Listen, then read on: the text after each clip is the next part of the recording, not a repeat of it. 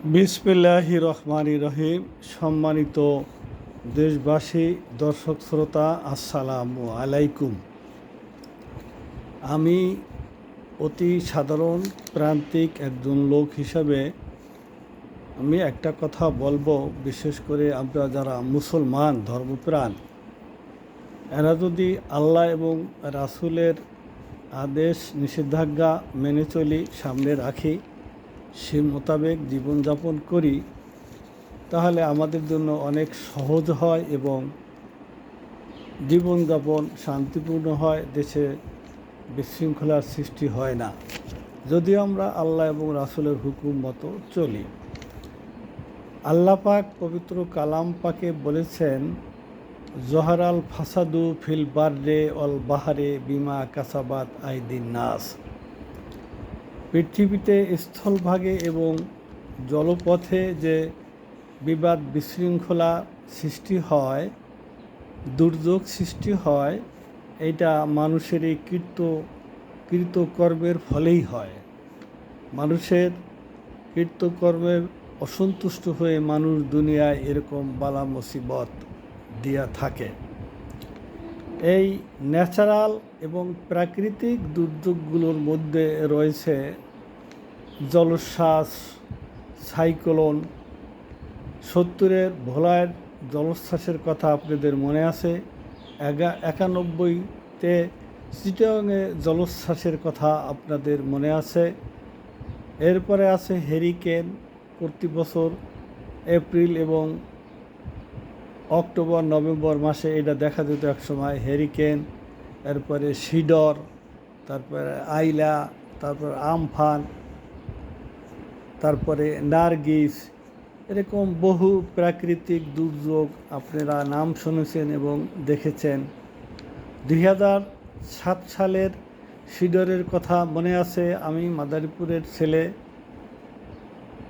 এবং বিশেষ করে মংলা, বাগেরহাট, বরগুনা, এখানে যে কী করুণ পরিস্থিতি হয়েছে সেটা আমি আর বুঝিয়ে বলতে পারবো না। আর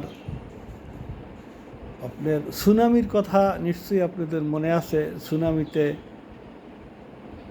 কোটি কোটি, লক্ষ লক্ষ বাড়িঘর, কোটি কোটি মানুষ দক্ষিণ এশিয়া, দক্ষিণ পূর্ব এশিয়ায় যে অনেকগুলো কান্ট্রি, আমি সব নাম বলতে পারবো না, তার ভিতরে ভারত, মালয়েশিয়া, মায়ানমার, এই দেশগুলো আছে। সেই সুনামির কথা আপনাদের মনে আছে। তাহলে এরকমভাবে বাংলাদেশে যে প্রাকৃতিক দুর্যোগগুলো দেখা দেয়, সেগুলো তো কারো হাত নেই। সিডর, আইলা, নার্গিস, নিপা ভাইরাস, তারপরে প্লেগ রোগ, ঝিনঝিনা রোগ, এগুলোতে অনেক মানুষ মারা গেছে। কয়েক বছর আগে এরকম ঝিনঝিনা এক ধরনের রোগ, মানুষ যেখানে সেখানে মারা গেছে। সালাতুল ইস্তেসকা পড়া হয়েছে, গায়েবী জানাজা দেওয়া হয়েছে। এগুলো তো কারো হাত নেই।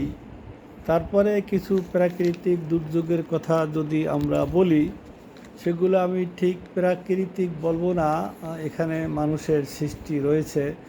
যেরকম নিমতলির কথা যদি বলি, চুরিহাট্টার কথা যদি বলি, 21শে অগাস্ট গ্রেনেড হামলার কথা বলি, রানা প্লাজার কথা যদি বলি, তারপরে এরকম যে এই বিডিআর পিলখানা, এগুলো তো প্রাকৃতিক নয়, এগুলো মানুষের সৃষ্টি। নিমতলি কিভাবে মানুষের সৃষ্টি? ওখানে নিশ্চয়ই মানুষের ভুলের কারণে, অবহেলার কারণে, দাহ্য পদার্থ থাকার কারণে চুরিহাট্টা, বিভিন্ন মার্কেটে যে আগুনগুলো লাগে, যে বিভিন্ন বস্তিতে আগুনগুলো লাগে, এগুলো তো তদন্ত কমিটি গঠন করা হয় আর আলোর মুখ দেখা হয় না। বস্তিগুলোতে ধারণা করা হয় যে এক শ্রেণীর লোকেরা বস্তিতে আগুন দিয়ে পরবর্তীতে ওখানে মার্কেটের প্ল্যান করিয়ে ওখানে মার্কেট করে। এরকমভাবে রানা প্লাজার যে ঘটনাটা, এটা এখানে রানা এবং সাংসদ মুরাদ জড়িত, সেটার কোনো বিচার আজ পর্যন্ত কি হয়েছে জানি না। না, রানাকে সাথে সাথে নিরাপদ স্থানে রাখা হয়েছে, বাহিরে থাকলে হয়তো মেরে ফেলতো। এই যে প্রাকৃতিক দুর্যোগগুলো হয়, আমাদের বিভিন্ন গার্মেন্টস ধসে পড়ে, এটা প্রাকৃতিক বলা যাবে না। এখানে নির্মাণ শৈলীর দুর্বলতা আছে, প্ল্যানের দুর্বলতা আছে, ইঞ্জিনিয়ারের এবং প্ল্যানের দোষ ত্রুটি আছে, সেগুলো খুঁজে কিন্তু আমরা বিচার করি না। তদন্ত করতে গেলে দেখা যায় যে প্রভাবশালী লোক, নিজেদের লোক জড়িত। এই যে ওবায়দুল কাদেরের কথা আমার মনে আছে, তিনি বিভিন্ন কালভার্ট ব্রিজ উদ্বোধন করতে গিয়ে সাথে সাথেই ভেঙে পড়েছে। বিভিন্ন রাস্তা বাঁশ দিয়ে নির্মাণ করা হয়েছে রডের পরিবর্তে।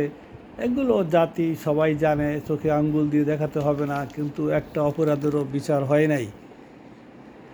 96 সাল থেকে এ পর্যন্ত যত অপরাধ হয়েছে, এই অপরাধের যদি বিচার হতো তাহলে এই অপরাধ প্রবণতা আর বাড়তো না। এবার সবাই এসেছে এই জাতীয় অপরাধ খুঁজে বের করে, চিহ্নিত করে এগুলো যদি বিচারের আওতায় আনা হয় তাহলে মনে হয় এই জাতীয় অপরাধ আর হবে না। হলমার্ক এবং ডেস্টিনি, এই অপরাধের বিচার হচ্ছে, এটাও একটা অপরাধ। তারপরে যদি আমি আপনাদেরকে আরও দু একটা এই সরকারের আমলে বড় দু একটা দুর্নীতির কথা বলি, যদি বলি উত্তরাঞ্চলের বালিশ মাসুদের কথা আপনাদের মনে আছে। বালিশ মাসুদ একজন ইঞ্জিনিয়ার, সে একটা বালিশের দাম লিখেছে,